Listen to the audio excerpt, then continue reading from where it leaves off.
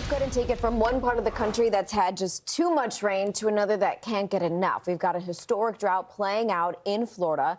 You combine that with dry, windy conditions. We have this prime fire weather across the Sunshine State, and we're already seeing some of those impacts. In fact, Fox 13 Tampa reporting a burn ban that's now in effect for Sarasota. All outdoor burning is prohibited except for small cooking fires in grills or pits. Meanwhile, wildfires in North Florida disrupted travel. This was a big deal. It halted trains and stranded more than 200 passengers on an Amtrak train for just over 24 hours just north of Orlando. We, in fact, have video from that train. It was forced to stop after encountering wildfire conditions between Putnam as it headed towards Clay County. The train eventually returned to a station where some passengers were able to get off, but others described the frightening ordeal as the situation unfolded. You can actually see the smoke and the ash literally flying past the train. Not only were we stranded, but the fire is still burning.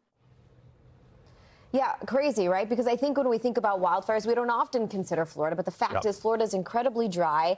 And when you look at the rainfall deficits, it does feel like we need some sort of maybe multiple tropical systems to come in and help us out. We just need quite a bit of rain. When you look at the fire weather alerts, fire weather warnings, Orlando, Tampa, Sarasota, that we talked about all the way down towards Fort Myers. Yep, it's every action has a consequence, and it's the consequence of a lack of rain this winter. It's just what we're dealing with, and it's why it's so important to keep that tally going. I mean, obviously we don't get a ton of rain in the winter, at least compared to the rainy season, which should start to tick up in Florida right next month. But it's what we get. It's what we get. And I mean, Florida is one of those states, I will say, that can rebound really quickly. But last hurricane season out of the Atlantic, we had no landfalling systems, no landfalling hurricanes. So I think, not that you want a landfalling system, but those do create this balance in the atmosphere. They do. And it is a part of Florida overall when it comes to getting some of that moisture.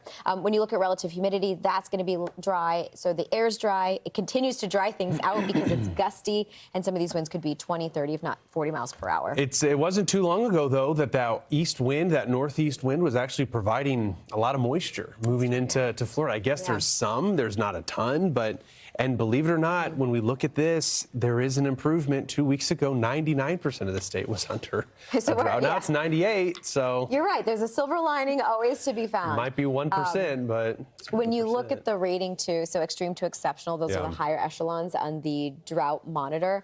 71% is in extreme drought, which 6 months ago, it was only 4%. So a bad situation that just got really, really bad. Yeah, and especially that exceptional drought where it's encroaching on the entire panhandle of Florida. It's moving west. It's also been moving east, a little closer to Jacksonville. So, that is much needed. And the fire conditions will continue to track today. We'll talk about the need for some April showers.